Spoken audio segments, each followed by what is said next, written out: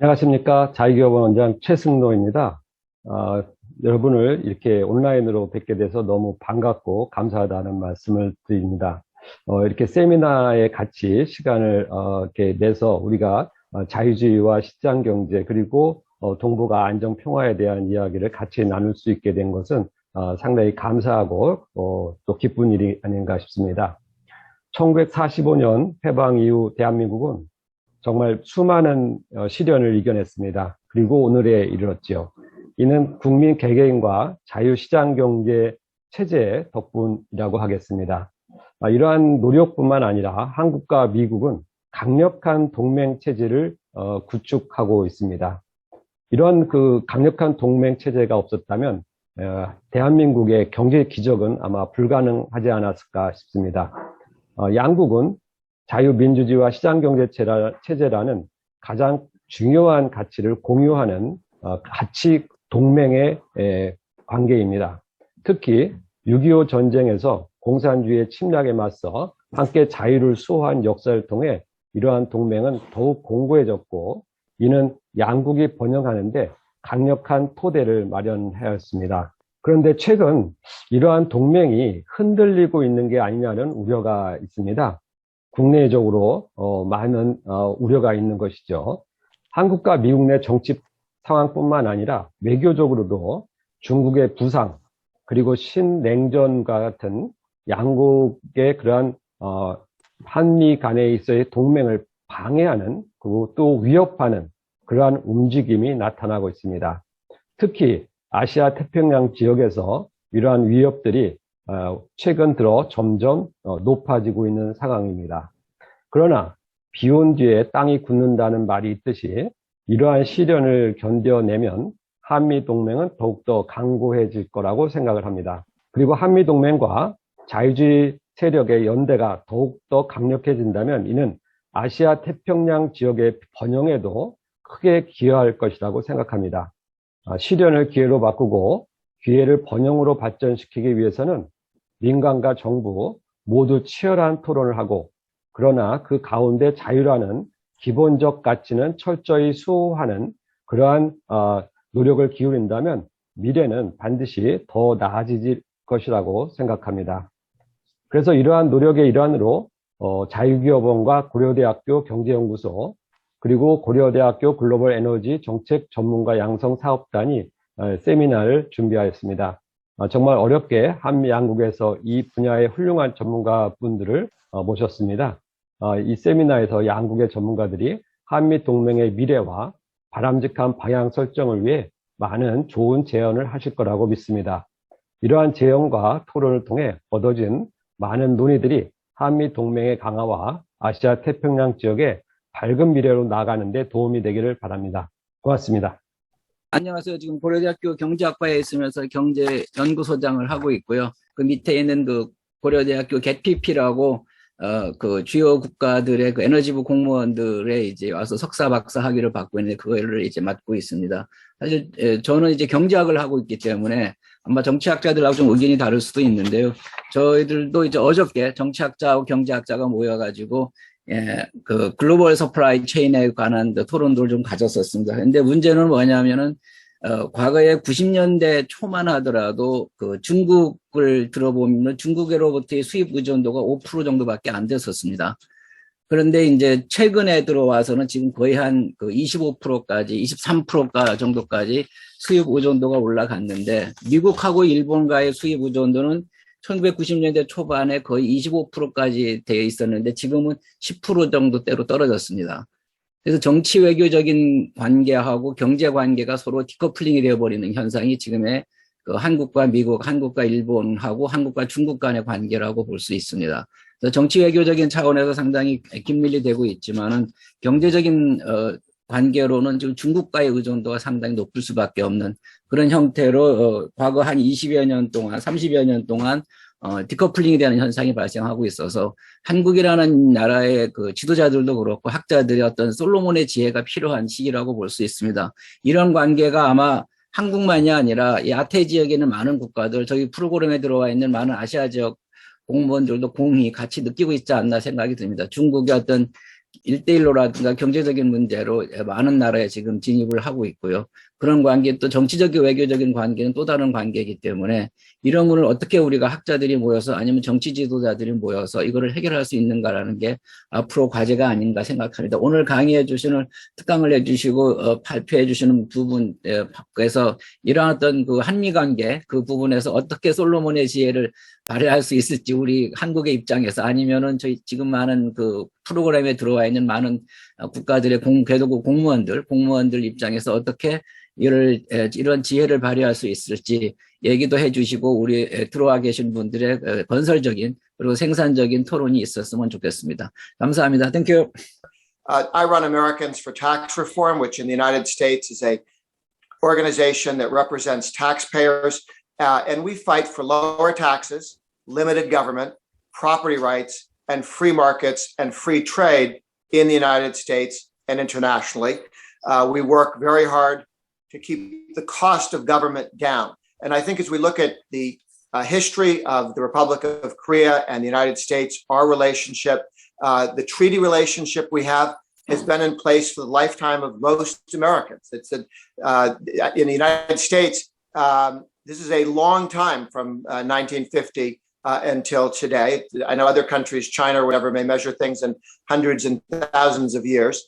But for the United States, our relationship with the Republic of Korea spans the lifetime of most living Americans, and is a long-standing relationship based on both being democracies, both respecting property rights, looking to have a free market society, and both facing threats from socialist or communist countries that are either more or less aggressive in their hostility towards Korea, Japan, the United States, and the challenges we have with North Korea and with China as we move forward. So our working together on trade, our working together to promote innovation with our own countries and internationally, our shared interest in national defense. We're not out to run an empire. We are here to make sure that borders are stable and that countries don't invade their neighbors.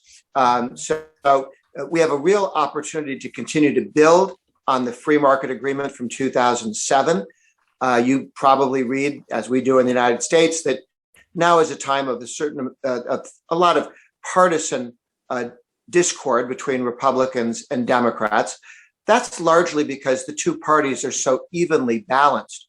The US Senate is exactly 50-50 Republican Democrat. The House of Representatives, 435 members, and the Democrats have a margin of 3 or 4 votes. And the president Biden narrowly won his election. So both parties are looking to get advantage over the other, but the 2007 treaty between the Republic of Korea, trade treaty between the Republic of Korea and the United States was negotiated both by the George W. Bush administration and by the Obama administration. So there was and approved. So there's bipartisan support in Congress and even at the presidential level for the strong relationship we have. I would argue that the United States is more open to freer trade and more immigration when the economy is doing well. When we have slow growth, as we did during the Obama recovery, it was the weakest recovery in the United States since World War II.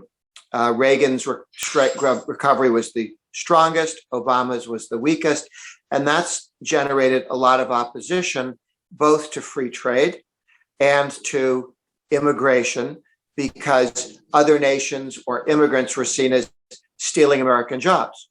During the Reagan period of growth, you had 6 million immigrants legalized, but the economy was doing well, so that was not viewed as a threat. That was viewed as a good thing, and more of an opening as the economy grew to more free trade. The Mexican, Canadian, American agreement created by Reagan, but eventually enacted by the Bush and Clinton administration. So again, a bipartisan agreement to move forward on free trade.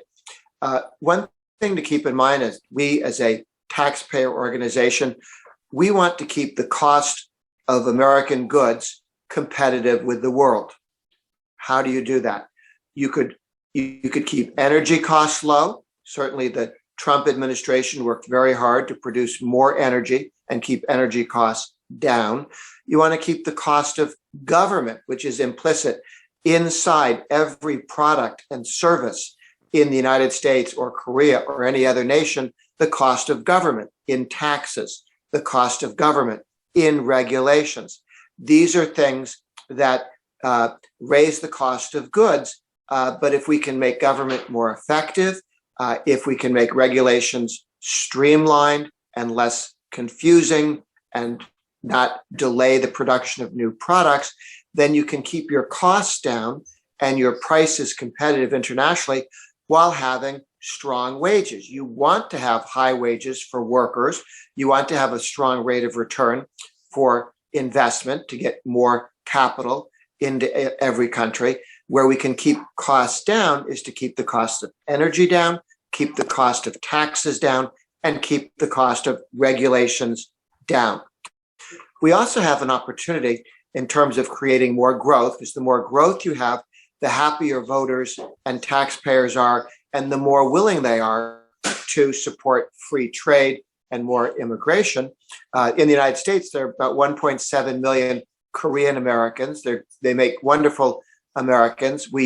One of America's greatest strengths is our ability to have people move to the United States and become Americans, both in the first, the second, the third, and the fourth generations as we move forward.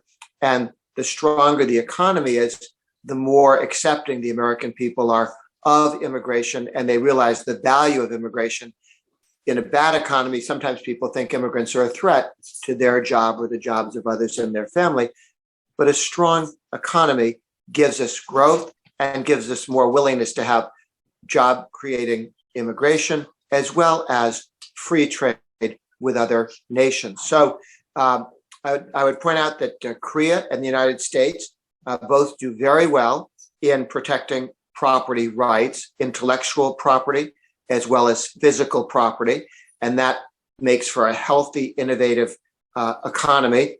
The United Americans for Tax Reform works with other groups, including groups in Korea, to do the calculation of property rights and how they're respected in the various 190 countries that we rank them in.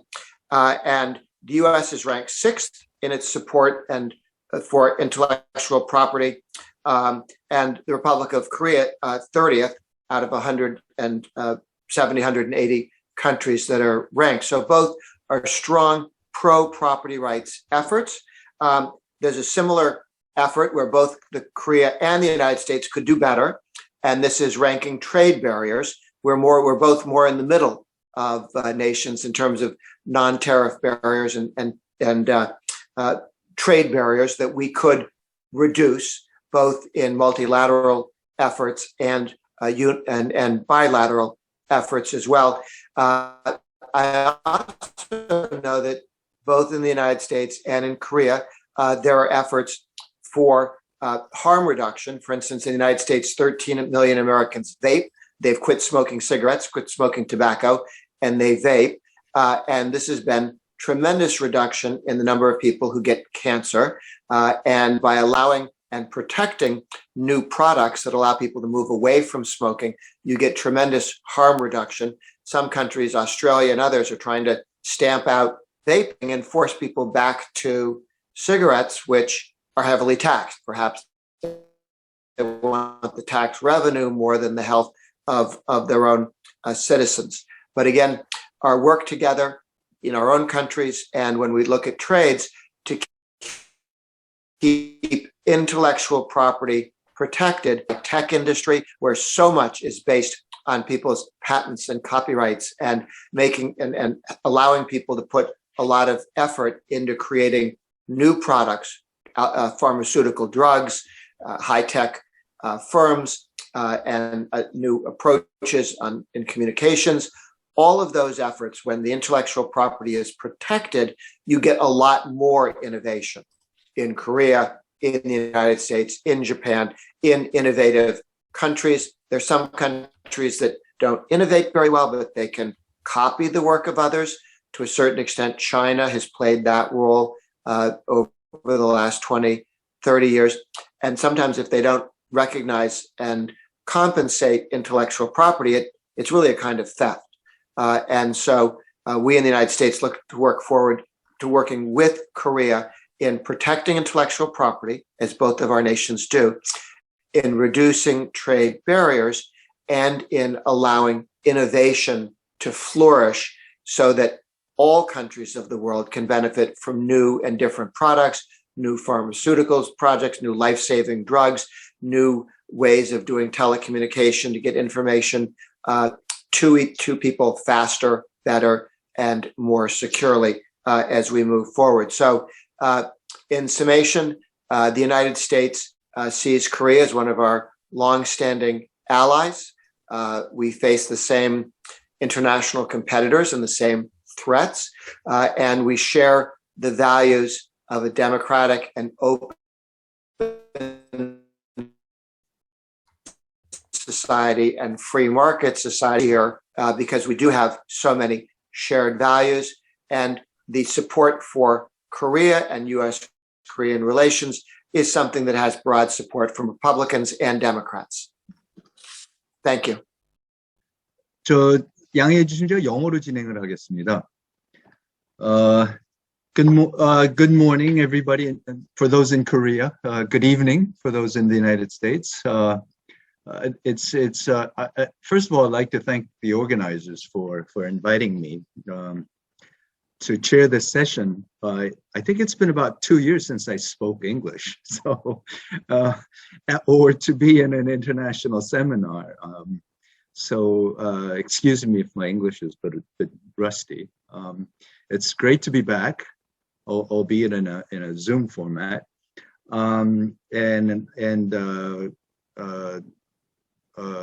Dr. Cooper, Dr. Shin, Dr.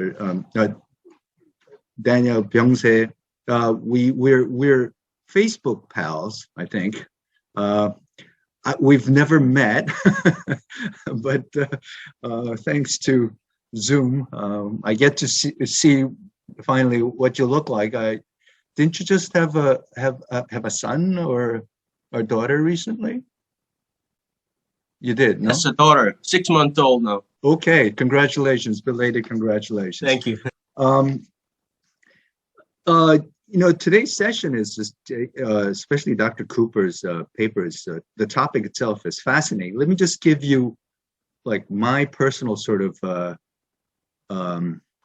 I don't know, like a background take on this particular topic. You know that next year, 2022, will be the 40th anniversary of the normalization of relations between China and Korea. And 10 years ago, when, in year 2022, I mean, I remember when I was at the Yazan Institute and we were celebrating the 30th anniversary of the normalization of the bilateral relations.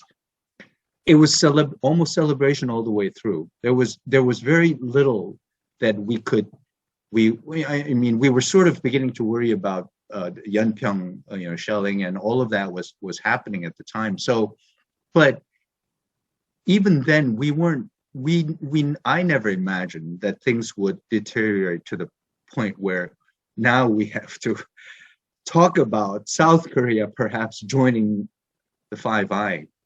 It's amazing how things have changed in the past 10 years. I remember in the early 2000s, or before 2010, we were talking about what are we going to do? What will be the future of the ROC-US alliance when we don't even have an enemy anymore? And what possible use could we put our alliance to? That's the kind of stuff that we were discussing just 10, 15 years ago. And look where we are. It's almost heartbreaking that China has decided to take this road, given the enormous prosperity that we've all been able to enjoy because of the, until recent, peaceful rise of China. And of course, the changing attitude of China has then encouraged North Korea to start to play its role. I always say that North Korea was the one country that was completely left out, or left itself out of, this incredible rise in prosperity in all of East Asia. And they've always tried to shift this regional integration, economic growth discourse back into sort of a security-oriented and now sort of a new Cold War discourse. And I think they've succeeded marvelously. And so, as Dr. Che earlier mentioned, I mean, how do we pull our wisdom together so that we can balance economic integration, economic growth with security concerns, and perhaps shift the region back more towards regional integration and economic growth rather than security and talks of new Cold War. But having said that, I think now is time for us to really be serious about the security matters and do all we can to make sure that facet is on very firm foundations, because after all, the regional growth of all of East Asia was solidly based upon the role of the United States as the hub of the so-called hub and spoke alliance system. And so perhaps we need to, not perhaps, we need to revisit that and see ways in which we can strengthen it. And I think that's where Dr. Cooper's talk today comes in. So I very much look forward to his presentation. Dr. Cooper, you have 30 minutes, and afterwards we'll give Dr. Shin and Dr. Cho each time to comment. So the floor is yours. Wonderful. Well, I'm honored to be here. It's a fantastic group. I've had a chance to get to meet some of you before, but not everyone. So, this is, I think, a group of friends in many ways, given that you're people that I think tend to care about the U.S.-Korea alliance, and also that I work at the Enterprise Institute. So a lot of our interests are probably pretty similar. What I want to talk about today is the need for the United States and South Korea to think beyond the Korean Peninsula when we think about our cooperation. And there's a saying in the United States, which is that what happens in Las Vegas stays in Las Vegas. And in some ways, this is kind of similar to the US-Korea relationship. What has happened in the Korean Peninsula has sort of stayed in the Korean Peninsula when it comes to our alliance. By which I mean, often Washington and Seoul have focused so much on North Korea and not enough, in my view, rest of Asia. And I don't just mean China. I mean Southeast Asia, I mean South Asia, the Pacific, etc. And so I think what we're seeing now is a fundamental shift in the US-Korea alliance, away from a sole focus on the Korean Peninsula and towards a new focus much more broadly on the Indo-Pacific region.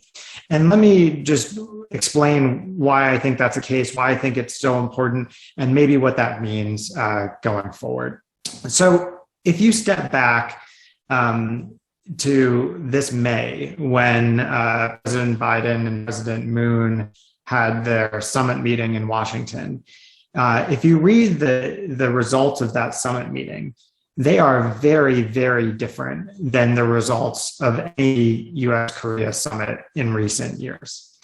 The reason is if you look at the issues that are raised, North Korea is not the first issue. In fact, it's in the second or the third issue. It comes pretty far down the line. There's a lot of talk about economic cooperation. There's a lot of talk about technology cooperation and about beyond the Korean Peninsula. And I think because what we're seeing is that the US and Korea, we now need each other more than ever outside of the Korean Peninsula. And let's be very direct that the big challenge here from an American perspective is China. And in fact, that I think we have to make sure that our policies on China remain tightly coupled. And I don't think they always have. And frankly, some of the fault for this is on the United States. I think you can go back and look at what happened, for example, after the THAAD decision in 2016. And I think the United States didn't stand firmly enough alongside Korea on Seoul. But there's also been some mistakes made in South Korea as well, right? And some moves that I think have exacerbated tensions within the alliance. So when I think about this, I think about 4 different areas in which we must cooperate over the next few years. So the 4 areas are security, economics, technology, and global governance. And in each of those areas, Korea is a remarkably important ally for the United States. Because at the core, the United States is thinking about a competition with China. And this isn't just a competition between the United States and China. This is a competition over whether democracy or autocracy are the right way to organize the world. And part of that competition is a competition over alignment decisions of states in Asia and beyond. And so the key players in this competition are not actually the United States and China. It's actually Korea and Australia and Japan and Indonesia and on down the line. And so from an American perspective, I think what's most important about US strategy now is that Washington work with its allies and partners to actually build stronger systems for areas on security and economics and technology and global governance. And the reason is that this is not going to be like the Cold War. This is not going to be NATO and the Warsaw Pact. Because if you think back to the Cold War, the way many Americans do, where we tend to focus on the Cold War in Europe, and the Cold War in Europe had two bipolar groups of powers, and each of those groups had very similar systems. And they had very similar political systems, they had very similar economic systems, they had similar security concerns and similar views of global governance, right? So the communist side was, number one, communist in political orientation. It had a state-led model of economic development, and it tended to share a similar concern about an American or NATO offensive into the Warsaw Pact countries. On the other side, you had the NATO alliance, our bilateral treaty allies in Asia, primarily Korea, Japan, and the Philippines. And what those countries shared, especially through the middle of the Cold War, was a commitment in many cases to democracy, a commitment to open and free markets, capitalism, and a shared concern about a small set of security concerns. In Europe, this was a Soviet invasion of most Germany, the inter-German border. In Asia, this was concern about the Taiwan Strait, the Japanese main islands, and of course, the Korean Peninsula. So what was really different during the Cold War is that you had two systems, countries that were very similar. They shared political arrangements, they shared economic arrangements, and they shared security concerns. Now, this is fundamentally different. when you think about the competition we're entering into with China, you have a set of countries that are in many cases not aligned at all on these core issues. So yes, the US and Korea are very similar, but so many key countries in this competition are not democratic, right? Think about Southeast Asia, where in fact, really only 3 countries would typically be seen as democratic. And even those 3 are each struggling democracies in some ways. In fact, many countries that are key to this competition are also not capitalist. It's not just Vietnam, but there are others that have economies that are largely driven by the state. You know, think about India, for example, which of course is technically capitalist, but has a much more active role for the state in its economic activities. And finally, many of these countries have fundamentally different security concerns. So whereas NATO was unified by a concern about an invasion through the inter-German border, in Asia, there are almost no similarities in the security concerns of our major friends. Japan is most worried about the Senkaku Islands. Korea is most worried about North Korea. Taiwan is most worried about the Taiwan Strait. Vietnam is most worried about the Paracel Islands. The Philippines is most worried about the Spratly Islands.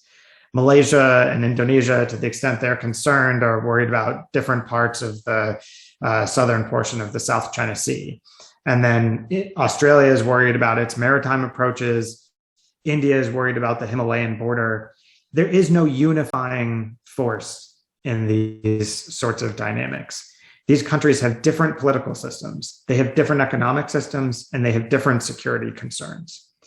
And so my big argument is that unlike the Cold War, where you ended up having basically 2 blocks of countries that were aligned against each other, what we're seeing now is that there won't be an alliance of democracies against an alliance of autocracies. There will be a much more flexible set of coalitions. And those coalitions are going to shift over time. Countries are going to be part of different coalitions, and they're going to align with the US and with China and with others at the same time on different issue sets. And so I think, as I said, there are 4 main issue sets to think about. And let me just walk through each of those briefly. So the first is security. And on the security coalition, my view of what that is going to look like is that it starts with those countries that are most willing to balance against China. That means they need a couple of attributes. One, they have to be big enough to balance, right? If their balancing doesn't matter, then they're unlikely to really balance against Beijing. So that narrows the list of countries to a fairly small number. 2, they tend to have direct security concerns about China, meaning they often have territorial disputes. So what countries are those? Obviously, Japan is pretty high at the top of the list, right? The world's 3rd largest economy, with a direct territorial dispute with China.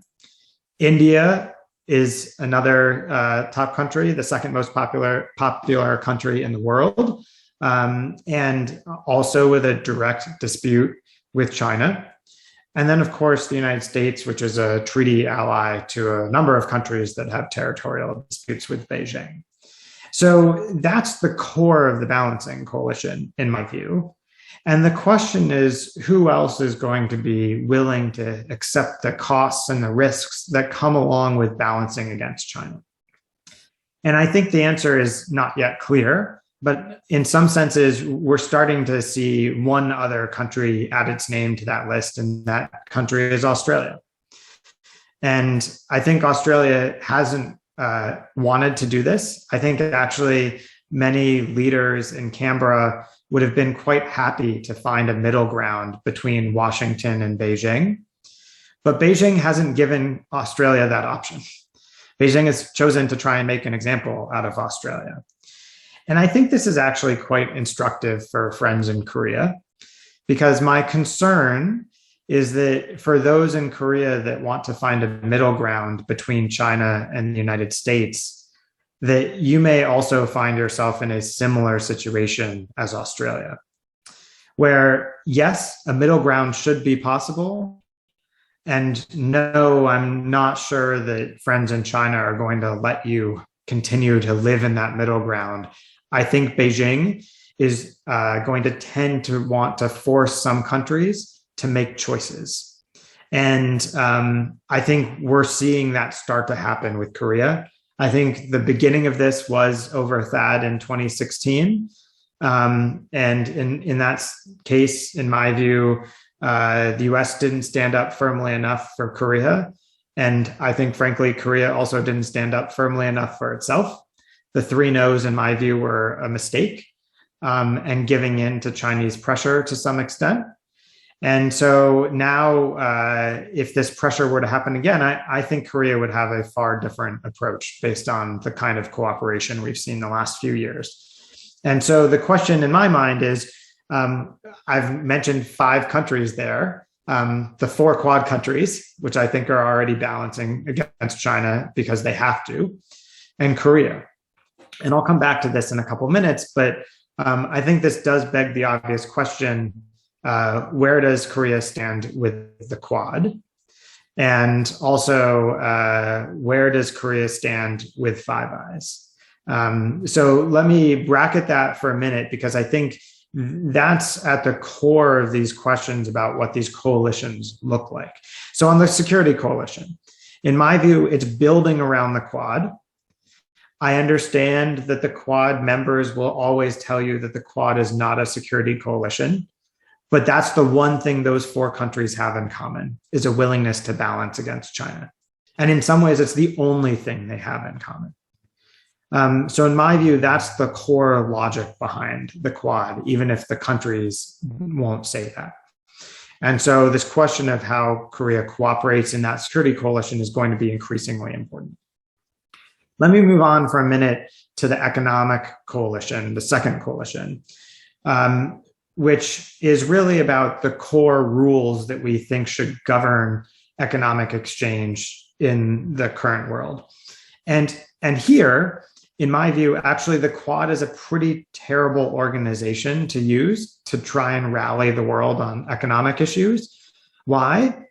Because the Quad involves one country, Australia, that's still a relatively small player in the big scheme of global trade. It involves 2 countries in the United States and India that aren't actually particularly active in supporting trade globally. And the 2 countries in the Indo-Pacific that have opted out of both RCEP and the CPTPP. So, in fact, the Quad is not well structured to be an economic coalition at all. And I think if you're going to build that economic coalition from scratch, you'd start around countries like Korea and Japan and other big players in the Indo-Pacific region that have taken a leadership role on trade and economic issues. And so in this sense, I actually think the United States is looking to Korea and looking to Japan and looking to Singapore and others for leadership, because we are a bit lost on trade and economic policy, especially in Asia. And your leadership is going to be incredibly important in helping us find the way forward on what this economic coalition should look like. I think in many ways, the beginning of this economic coalition started to take place when the British government tried to expand the G7 to include South Korea and India and Australia, right? So this D10 that the British government has talked about is a pretty good grouping for a democratic group looking at economic issues. It includes the key players in Europe, the key players in North America, and several of the key players in Asia as well. And so I would hope that that D10 can be a group that Korea can not just be part of, but help take a leading role in to help the United States and the rest of the G7 countries figure out what their kind of economic agenda should be. So that's the economic group, right? If the security group is built around the Quad, I think the economic group ideally would be built around something closer to the D10. What about the technology group? In some ways, this is the least formed grouping of all. The Quad exists, the D10 exists, at least it's sort of met once, at least informally. There is no technology grouping that exists today. And despite the interests that some have had in building a technology grouping, we haven't yet seen one emerge. And so what I think we need to be focused on in technology are both things like supply chain concerns, especially high-tech supply chains and dual-use supply chains that have both civilian and military applications, as well as issues surrounding the basic architecture for the internet, right? Are we going to have an internet that encourages free expression, that encourages citizens to control information, or are we going to have an internet that is largely controlled by states, as Russia and China have sought to proffer? And so here, the technology coalition, in fact, I think is a relatively small coalition. It is the leading technology countries in the world, or it should be. And again, Korea is a charter member of that group, right? I think in Asia, the key players would be Korea, Taiwan, Japan, and the United States. In Europe, you probably add a handful of others, Germany, maybe France and the United Kingdom. But these are relatively small groups. And in some areas, you may have third parties that are important. For example, on microchips, of course, the Netherlands is particularly critical, right? On networking, Finland and Sweden turn out to be particularly important. But the core countries, right, the countries that are leading on technology issues globally are just a handful. And right now, there is no arrangement where those countries cooperate. The United States has been trying to build technology cooperation. It's been talking about supply chain cooperation in the last year, but most of that cooperation has been done bilaterally. So we have a bilateral working group with Korea on technology issues. We have a bilateral group with Japan. We have a bilateral group with India and another with Australia. And then we have the US European Union Trade and Technology Council. All of these groups are separate. And part of what I think we will have to do is integrate them into one grouping that's able to talk about technology issues because they cut across all of these leading economies. And in that effort, Korea is absolutely critical, right? And it's not just semiconductors. It's a whole range of technology and innovation agenda items. And on that, I was very encouraged by the joint statement that the Biden and the Moon governments put out in May. I have to admit, I was not expecting it to be nearly that strong on technology issues. And I think this was a very important sign about the alliance moving beyond the peninsula and thinking much more broadly, both about different functional issues, but also in a more global dimension. And then finally, we have the governance area. And I think the governance area is potentially the most difficult one with the United States and South Korea, because it's the one that puts South Korea in the most difficult position, right? We know that the US and South Korea cooperate very closely on security issues through the alliance and very closely on economic and technology issues through our trade and investment relationships. But on global governance, this is something that puts Korean leaders in a somewhat difficult spot, right? Speaking out about democracy is something that the United States and European allies do constantly, but that many of our Asian allies are a bit more reticent about. And I understand why, right? I understand that in Korea's neighborhood, this is likely to get a particularly harsh response from China, another harsh response from North Korea, and it makes many of our friends in Southeast Asia anxious as well, right? And I think if you think about the Summit for Democracy that's happening virtually this week, we are already seeing many of our friends in Asia become quite uncomfortable with this grouping. And the fact is that many of our closest partners were not actually even invited to the summit, right? Thailand, a very imperfect system, Singapore as well, didn't qualify, despite the fact that Thailand's a treaty ally and Singapore is one of our closer friends, if not our closest friend in Southeast Asia at the moment. So global governance issues, especially related to democracy, can be very, very tricky in Asia. And I think what you'll see when the Biden administration puts out its Indo-Pacific strategy in the next month or two is that, in fact, these global governance issues are not going to get nearly the attention that you might have expected. There will be less talk about democracy and less talk about competition of systems, and much more talk about specific cooperation between the United States and countries in Asia.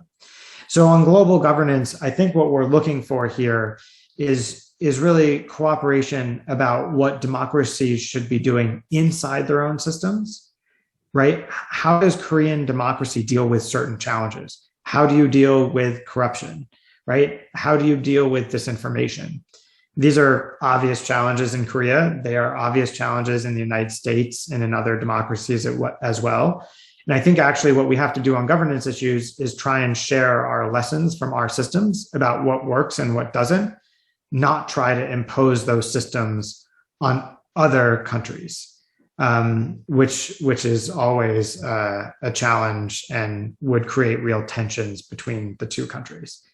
So having sketched that out, I know I only have 5 minutes left, so let me just summarize the argument then. I don't think that we are going to see two clear blocks of countries the way we did in the Cold War. This is going to be a set of coalitions that are going to be much more varied. They're going to shift over time, and different countries will be parts of different coalitions across issue areas. So there will be countries like Vietnam that are core security partners for the United States, and yet still disagree entirely on governance issues with Washington. And that has to be okay. We have to accept that that's going to be the way this new world is trending. At the same time, we have to work with those countries that have interests and values that are similar to America's interests and values across all those four issues. And it's a very, very small group of countries. I think Japan is one of them. I think Korea is probably another. I think Australia might be a third. And maybe a handful of European partners. Maybe Taiwan, if you want to go that far, or perhaps on some issues, India. But this is a very small grouping that tends to agree on multiple issues. And this is why, from an American perspective, I think we need Korea now more than we've ever needed Korea. Because this is no longer just about the United States trying to rally countries to its side. There isn't going to be an American side and a Chinese side. There are going to be very many different coalitions, and they're all going to be competing. And so what we need Korea to help do is actually to build these coalitions, not to be part of them. We need Korea to take a leadership role.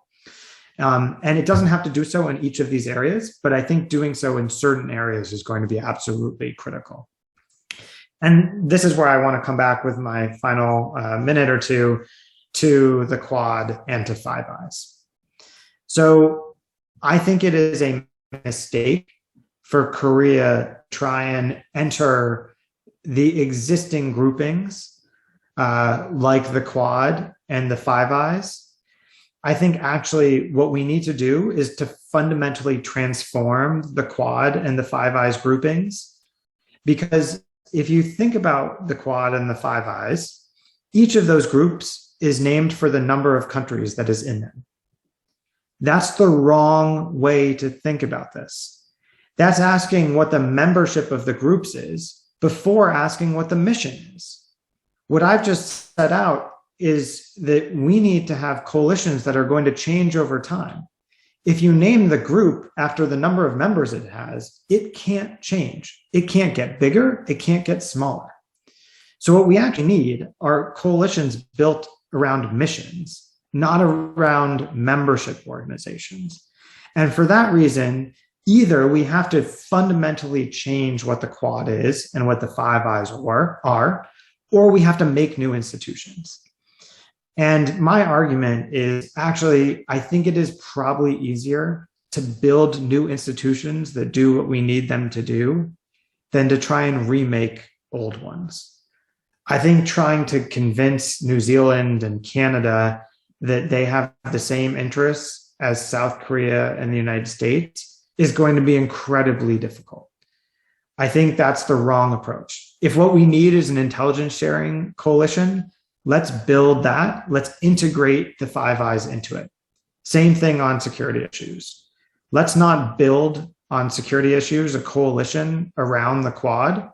Let's integrate the Quad into a broader security grouping. The Quad Plus is the wrong answer. We should be adding the Quad to something else. So that's my bottom line is I know there's a lot of interest in Korea in trying to be part of these groupings that are coming about, but I actually think Korea has to take more of a leadership role. We need Korea to be at the founding point of these groups, setting them up, helping determine who else is in them, and helping form them, not coming in late to the game to these groups that already exist. So with that, I'll turn it back to you all, and thank you so much for listening to me. Appreciate it. Thanks, Dr. Cooper. That was excellent. Thank you for starting with the Cold War and taking us all the way to the future. I think it's given us a very comprehensive look, and certainly has convinced me as to why we should try to build rather than join or expand the pre-existing organizations, because as you rightly point out, Quad and Five Eye has been a topic of great interest for Korea's security experts for some time now.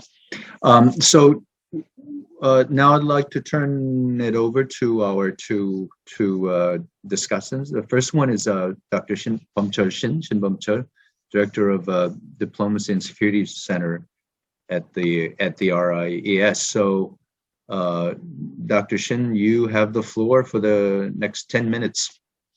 예, 안녕하세요. 함재봉 원장님, 그리고 저를 초청해 주신 자유기업원과 고려대 측에 감사드립니다.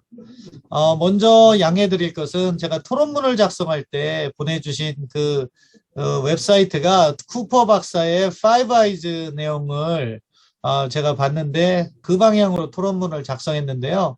오늘 논의의 중점은 전반적인 미중 전략 경쟁과 한미 관계를 그리고 또 한국의 입장을 논의하는 거기 때문에 제가 토론문과는 조금 다른 이야기를 하도록 하겠습니다. 한국에서는 미중 전략 경쟁에서 한국이 어떠한 선택을 해야 되는가 하는 논의가 많이 제기되어 왔고 현재도 진행 중입니다. 그런데 여기에는 어떻게 보면 한국 그 학계나 이러한 논의에 참여하는 자들의 착시 현상이 존재한다, 이렇게 먼저 말씀드리겠습니다. 왜냐하면은 이 한미 관계, 한미동맹은요, 지금 우리가 선택할 문제가 아니라 이미 70년 전에 선택을 한 문제이다. 우리의 아버지 세대, father generation이 아니라 grandfather generation에서 이미 우리가 선택을 해왔고 그 기반하에서 오늘날 우리가 평화와 번영을 누리고 있다는 점을 인식하고 대외 정책을 구상함에 있어서도 그러한 범위를 벗어나서는 안 된다. 저는 이 점을 먼저 말씀을 드리고 싶습니다. 그리고 구체적인 내용을 들어가면은 물론 이제 중국의 부상과 또 한중 경제 협력의 심화, 그것으로 인해서 여러 가지 우리가 제약을 받고 있는 것은 사실입니다. 뭐 우리가 미국과 동맹을 맺고 있지만 이제 중국이 제일 무역 파트너가 되고 또 이러한 경제적 상호 의존성 외에도 한중 관계는 문화적인 문제 그리고 해양 경계선 문제와 같이 앞으로도 끊임없이 부딪힐 수밖에 없는 운명입니다. 거기에다가 한 가지 어려운 점은 중국의 성장이 계속되어 가는 모습을 보면 한중 간 그 국력의 차가 더 벌어질 가능성이 존재한다는 거죠. 그렇기 때문에 중국을 무시할 수가 없습니다. 제가 국방연구원의 한국국방연구원 Korea Institute for Defense Analysis에 1995년에 입사를 해서 이런 외교안보 문제를 연구하기 시작했는데 그 당시에요. 한국과 중국의 GDP가 거의 엇비슷했습니다. 그런데 지금은 뭐 그런 폭이 이제 역전이 됐고 점점 벌어지는 상황이기 때문에 그러한 중국을 무시할 수는 없다. 이 점을 미국이 이해를 해야 된다. 그래서 한국이 한미동맹에 기반해서 한중 협력을 확대해 나가더라도 외교적으로는 겉으로 표현되는 데에 있어서는 한중 관계의 중요성을 강조하는 것에 대한 이해가 필요하다는 점을 먼저 말씀드리겠습니다. 그럼에도 불구하고 한국 외교의 방향성은 한미동맹에 기반해서 한중 관계를 발전시켜 나가는 그런 방향이어야 된다고 생각을 합니다. 그렇기 때문에 한미동맹과 충돌하는 대중협력은 한국이 유의할 필요가 있다. 그것은 뭐냐? 예를 들면 사드 배치. 2016년에 사드 배치로 인해서 여러 가지 어려운 문제를 겪었지만 결과적으로 사드 배치는 당시에 잘한 것이다. 그렇게 평가받아야 되고요. 반대로 2017년 10월에 문재인 정부가 대통령 방중 때문에 그렇게 했는지는 모르겠지만 사드와 관련해서 3노를 이야기했습니다. 한국이 미국의 미사일 방어에 추가적인 사드 배치를 하지 않는다. 미국의 미사일 방어에 참여하지 않는다. 한미일 안보 협력이 삼국 동맹으로 발전하지 않는다. 이런 식의 의사 표현은 사실은 잘못된 것이다. 왜냐하면은 이것은 동맹의 근간을 흔들 수도 있는 대중정책이기 때문에 그런 식의 입장 표명이라 하더라도 저는 부적절하다고 봅니다. 이러한 방향에서 한국이 기본적으로 미중 관계에 있어서 한국의 기본 입장을 전개해야 된다. 동시에 중국을 직접적으로 겨냥하는 미국의 협력에 대해서도 한국이 한 발 늦게 미국과 협력하는 것은 이해를 했으면 하는 바람입니다. 여기서 한 발 늦는다는 것은 사실은 뭐 북한 문제로 인해서 중국하고의 관계가 상대적으로 조금 여유로운 일본에 비해서 한 발 또는 반발 늦게 협력에 참여한다는 그런 기본 입장이 있을 때에도 미국이 그러한 한국의 입장은 이해했으면 하는 바람입니다.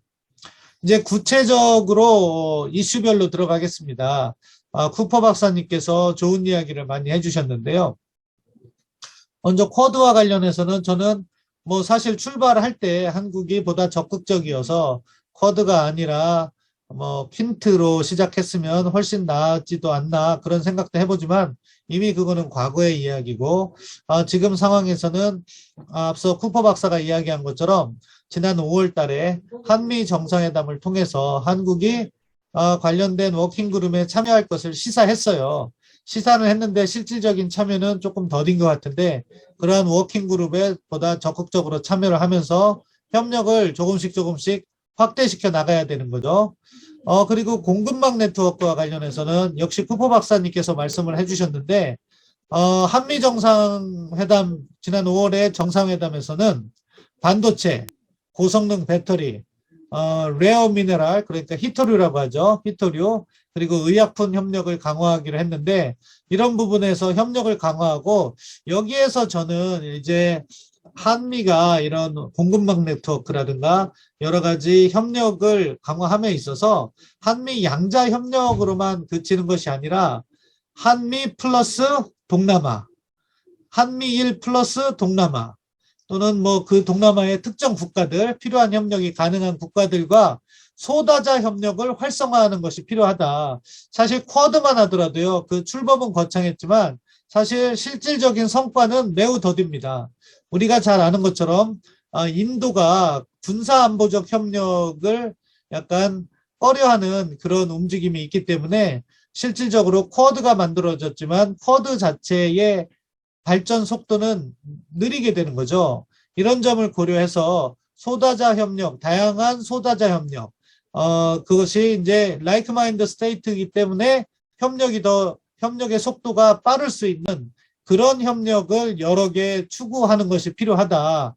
이게 이제 결국 미국이 유럽에서의 협력 방식과 인도태평양 지역에서 협력 방식을 다르게 가져가야 된다는 그런 말과 연계되는데요. 유럽은요, 그 나토가 만들어질 때처럼 구소련, 러시아의 군사적 위협이 있었기 때문에 하나로 이해관계가 결합될 수 있었어요.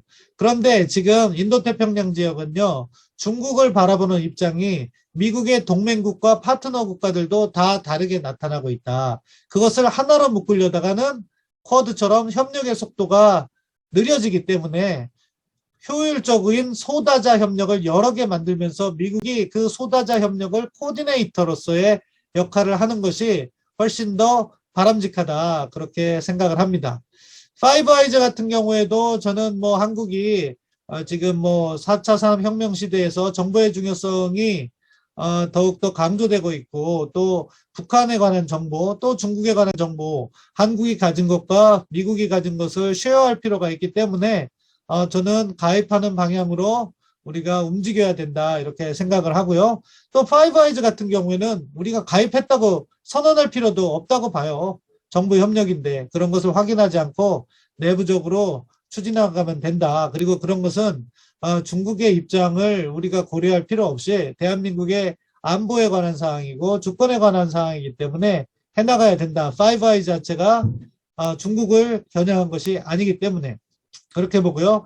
반대로 저는 대만 문제에 있어서는 사실 전선 확대를 그렇게 원하지 않습니다. 왜냐하면은 한국의 입장에서는 북한의 핵위협이 워낙 크기 때문에 이 문제를 해결하기 위해서 노력을 해야 되는데 전선이 확대되면 대만 문제까지 가면 중국이 북한 문제에 있어서 더 까다롭게 나오고 그러면은 핵 문제에 관련해서는 문제를 풀어가기가 더더욱 어려운 상황이기 때문에 가급적 한국이 미국의 입장에 협력하면서도 로우키, 소극적으로 이렇게 발표를 하는 그리고 물밑에서 움직이는 그러한 협력이 필요하지 한국이 공개적으로 이러한 행보를 강화하는 것은 뭐 미국의 외교적 입장에는 도움이 되겠지만 한국의 입장에서는 북한 핵 문제를 어떻게 풀어갈 것이냐 하는 고민과 상충하는 부분이 있었고 그 점을 좀 고민을 해야 된다 그렇게 생각을 합니다.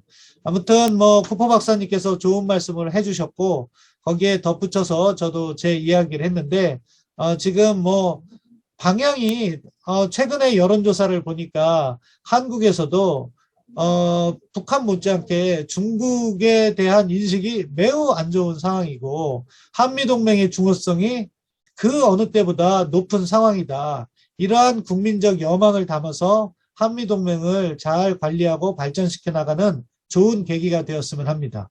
이상입니다. Thank you, Dr. Shin. We'll now turn over to Dr. Daniel Byung-se Cho, who's a research fellow at the Truth Forum. Dr. Cho, floor is yours for 10 minutes. Yes, thank you. Thank you for having me today. Thank you, Dr. Ham, for your introduction. Yes, I am honored to be your Facebook pal. And in fact, I have to use this opportunity to really thank you for your lectures on YouTube. Your lectures really are the only reason I'm on YouTube. So I'm really, it's a great privilege to be here and be moderated by you. Today, like Dr. Shin, I have also prepared my response points to Dr. Cooper's points from his article. So I wasn't expecting that he would expand his points from today's presentation. But unlike Dr. Shin, I'm not going to risk embarrassing myself, improvising my points from scratch, and I will stick to what I have prepared. But hopefully, I think there will be some useful points that could add to Dr. Cooper's presentation today as well. So I'd like to stress some of the risks for Korea and also the international community, especially the Five-Eyes, the five countries, in accepting South Korea as its member. In general, I agree with Dr. Cooper's points mostly, but more specifically, I'd like to supplement some of his points and also give you some examples of the risks that we have. First of all, only about a week ago, maybe 10 days ago, President Moon Jae-in has appointed Park Sun-won as the second highest ranking officer or deputy director of the NIS, National Intelligence Service in South Korea. NIS, of course, is the South Korea's chief spy agency, and it is Korean equivalent to the CIA. And Park Sun-won, the one President Moon appointed, was a convicted felon for planning the arson attack against the Busan American Cultural Center in 1985. You might think that he may have been an activist before, maybe he has changed his positions, but that is not the case.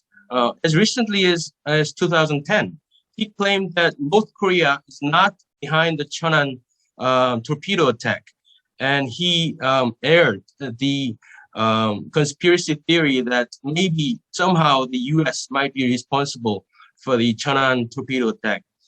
He was even sued by the then Defense Minister Lee Tae-yong, and there is no telling indication that he has changed his position from that. So if you consider that such an individual is currently the second highest ranking officer in the intelligence spy agency in Korea, the risk of sharing information and intelligence with South Korea from the U.S., not just the U.S., but the liberal democratic nations will be it's not very pleasant, and it's not very fortunate for the free democratic nations. And the list of anti-American personnel in the current Moon Jae-in administration is very extensive, and their ideological dispositions are not to be taken lightly.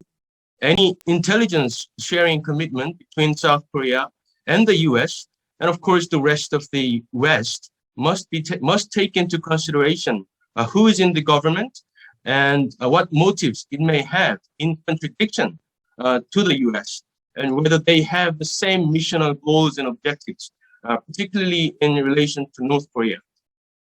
Now you may think that all that will change in March next year, because there will be a presidential election and hopefully there will be a change in government.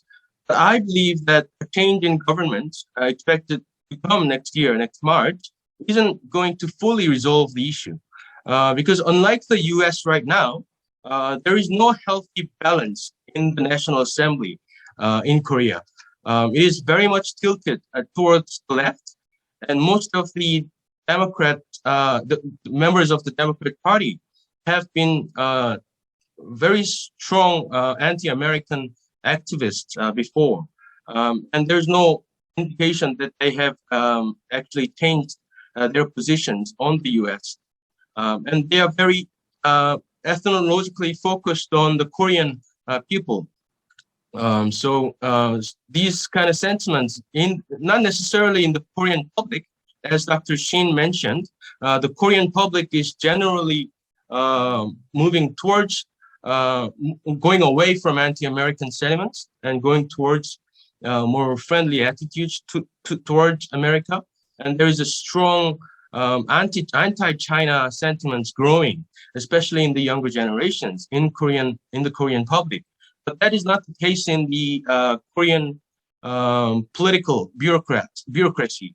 So I think this is something that the U.S., and not just the U.S., but the other free democratic nations should take into consideration especially when they are thinking about sharing intelligence and sharing information, and also other cooperations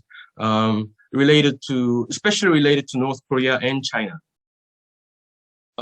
just to give you another example, a former chief of staff, Lim Jong-seok, he's still head of the Inter-Korean Economic and Cultural Exchange Foundation. This is the organization that collects North Korea's state media royalties from South Korean media companies like KBS and other media companies, and they and this organization wires this royalties back to North Korean regime. So, and not just Lim Jong-seok, but a lot of the current administration's personnel have previously vowed loyalty to the Kim Il-sung regime and to serve the purposes of the North Korean regime. So this is not something to be dismissed easily. And lastly, I want to end with an open, sort of a broad question, perhaps related to Dr. Cooper's presentation today.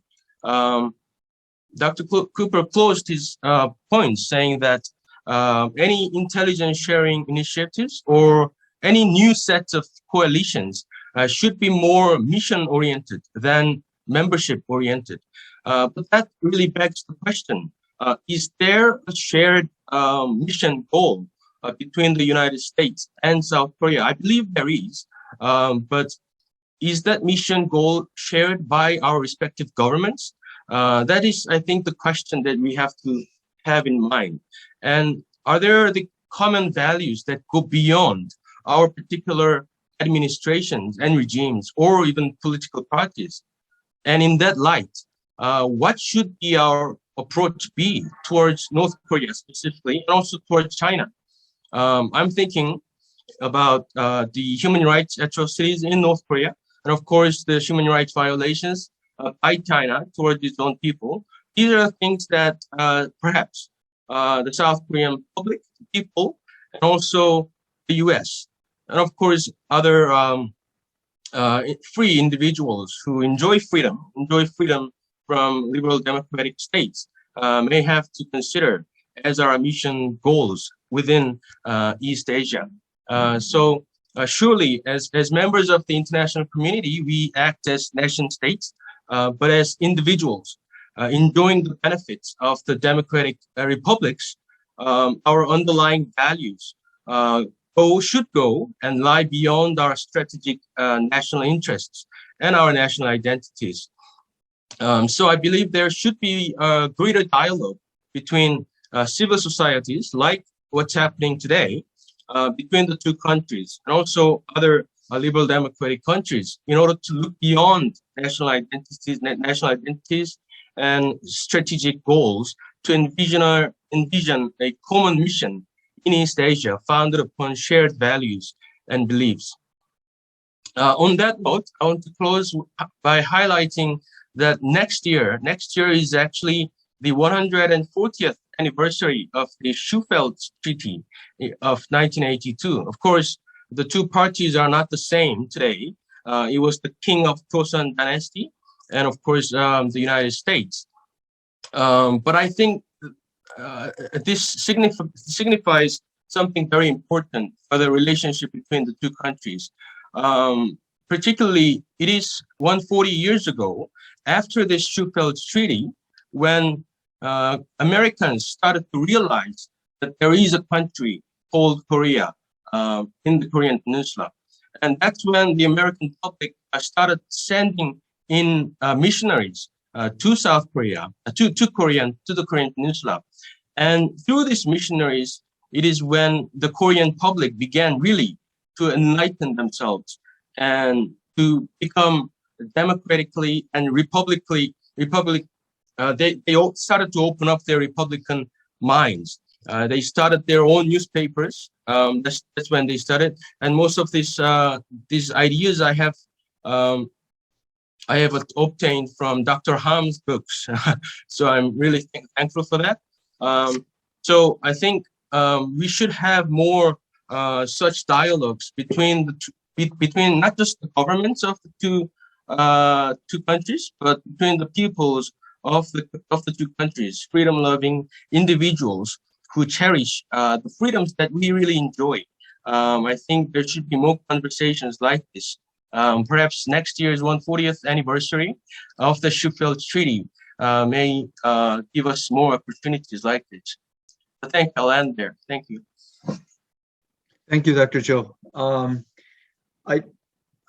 hadn't realized that next year is both the 40th anniversary of our normalization of relations with the PRC and 140th anniversary of our the establishment of formal ties between the U.S. and Korea.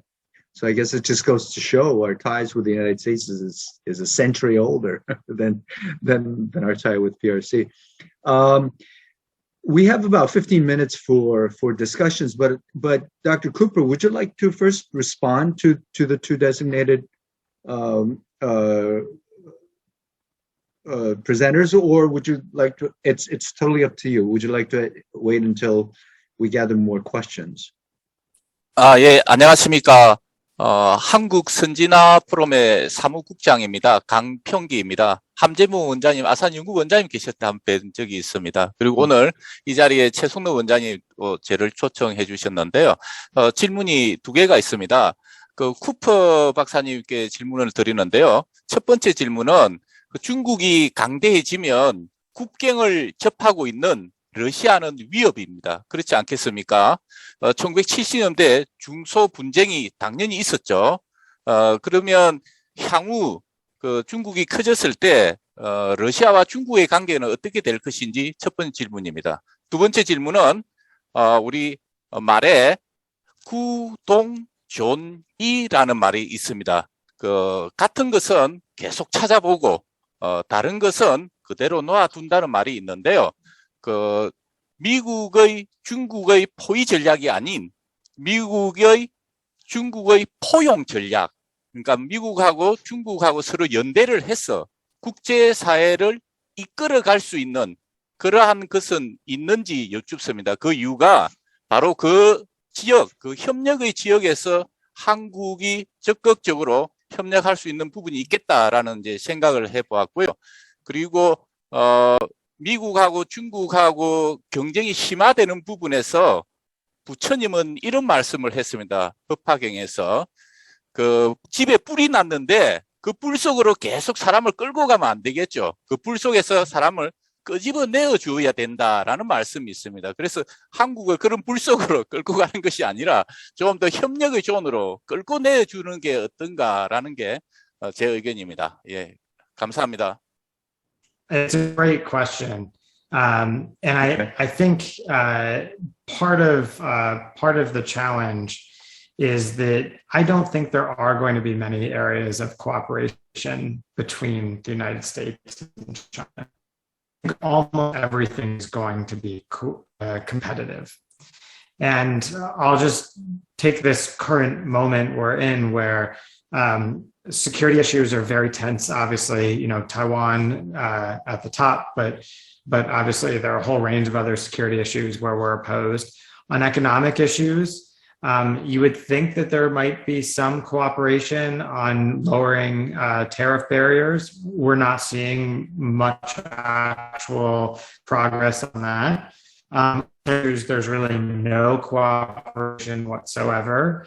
And then on global governance issues, again, I don't think there's going to be much cooperation at the moment. And that's with a Democratic administration here in Washington. Democrats are usually more willing to be cooperative with China than Republicans. And so I actually think that cooperation between us and China is going to be almost impossible on almost issue. The one issue that friends in Beijing are most hopeful about is climate change. And I do think there have been some efforts by the leadership in Washington and the leadership in Beijing to move forward on climate change.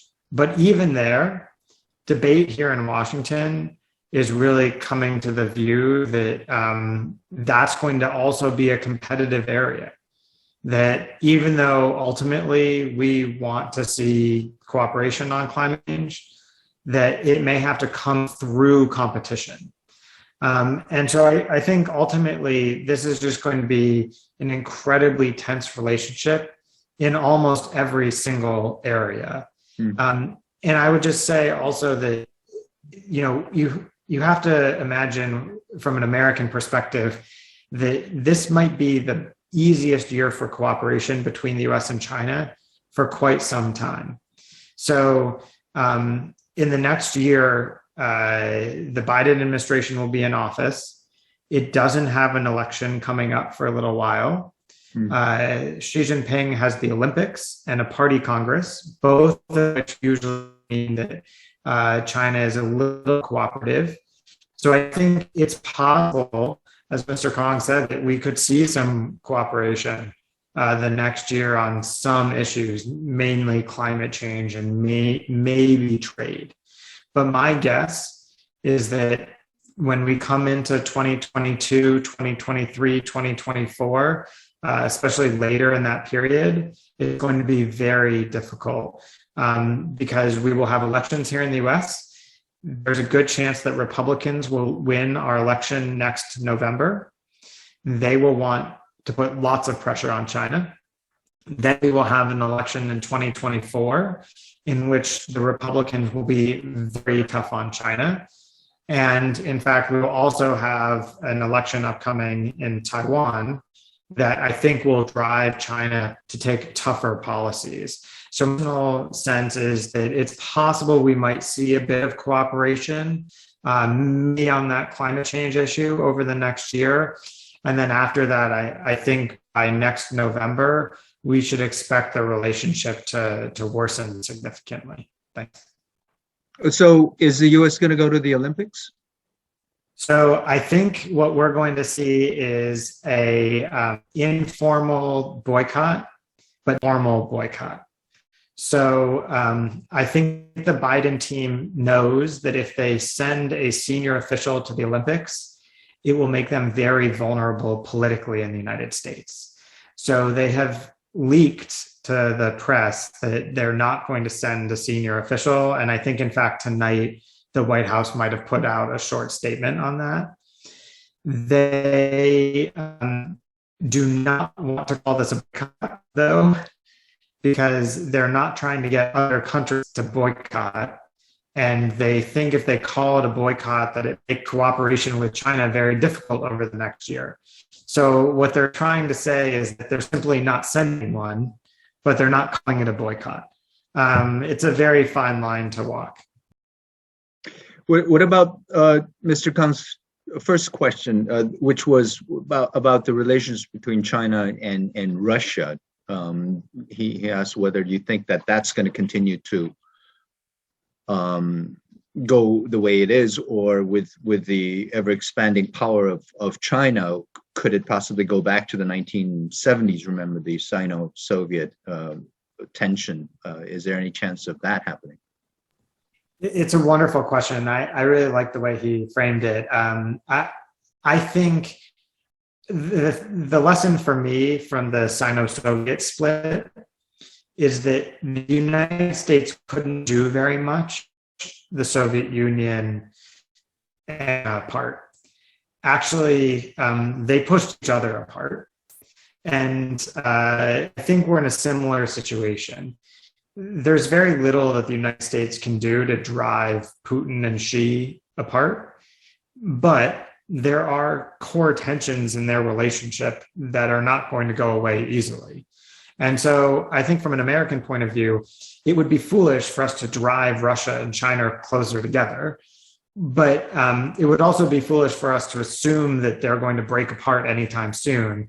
I'm not a Russia expert, but people that I know who spend a lot of time in Russia tell me that they think after Putin leaves office at some point, Russia could see a very significant change in policies, including on China, and that might open up some tension between the two countries.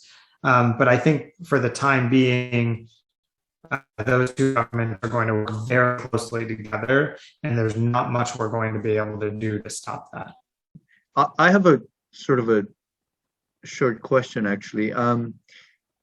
You described the the difference between the Cold War situation and the current situation. While listening to your very convincing comparison, it occurred to me as a Korean, one of the key differences is Korea. That back in the Cold War, Korea was an authoritarian government where we didn't have a split in our domestic opinion regarding North Korea and communism, et cetera, or where we belonged, which side of the aisle we belonged in. But now I guess that's as Dr. Cho pointed out, that's exactly where we are. We seem to be having this incredible, what I consider to be somewhat anachronistic debate. As Dr. Shin had also mentioned, it's almost a false choice. We made the choice 70 years ago, and people still talk as if we have a choice between the United States and China, which side to tag along with. But given, isn't it the fact that even during the Cold War we had like in the ASEAN, the non-line movement, we had very messy sort of a world in which the United States had to deal with things happening in Africa, just different fora, and in a sense, at least nowadays we have this. Even China and Russia are on board as far as international trade is concerned, and at least I think they are. They still are. Given that they are benefiting so much from it, it's not just a matter of more complicated, the world becoming more complicated. It's just that it's different. And one of the core issues just seems to be Korea is with its sort of a semi-identity crisis. But then the world itself is I don't know. It's simple. It's become more complicated, but also in a more homogeneous, at least in terms of trade issues. I mean, I don't know quite how, but you brought it up, and it just gave me food for thought. So I think this is a fascinating point, and I've thought a lot about this. What's really interesting about this dynamic is that when friends in Asia think about the Cold War, they think about this very complex system where many U.S. allies were not democratic, including late in the Cold War, right? And they weren't marginal allies; they were core allies, right? Thailand, Philippines, Korea, Taiwan, while it was a treaty ally. This is a fundamental difference. What's really interesting about it to me as an American who works on Asia is so that's the history of the Cold War that I remember, right? And, Victor Cha and his books on this, like Power Play, goes into such great depth about why that was so complex for the US and why the US often didn't manage this very well. The problem is that when the Americans think about the Cold War, they forget about Asia. They remember the Korean War, they remember Vietnam, but the core history they think about is in Europe. And so when Americans make Cold War comparisons, they're not thinking about Korea, Japan, Thailand, Philippines. They're thinking about Germany. And I think that's what's particularly difficult is that, in many ways, there are actually lessons from the Cold War that I think are very applicable today. Those lessons were the ones from Asia, not the ones from Europe. But Americans very seldom learn those lessons from Asia from the Cold War, in part because it's so much more complex. You didn't just have, two different blocks with each other. You had all these different countries with different systems, and we just don't know out of the history.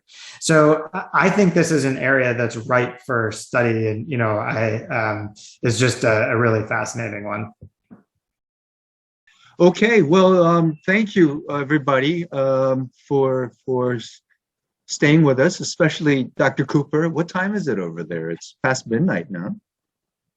No, it's 10:30 or something. Actually. Okay, well, thanks for staying up, staying awake and alert, and answering all the questions. And Dr. Cho, Dr. Shin, thank you so much for your discussions, excellent points, and of course the organizers for making all this possible. Hope to see you all soon in person. I hope this the newest strain is, you know, according to some very careful analysis, is supposedly not as virulent as others, although with a lot of caution. But I hope that is the case, and that we will be able to see one another in person very soon. So with that, I would like to end the session. I bring this session to a formal close. Thank you so much. Bye. Night.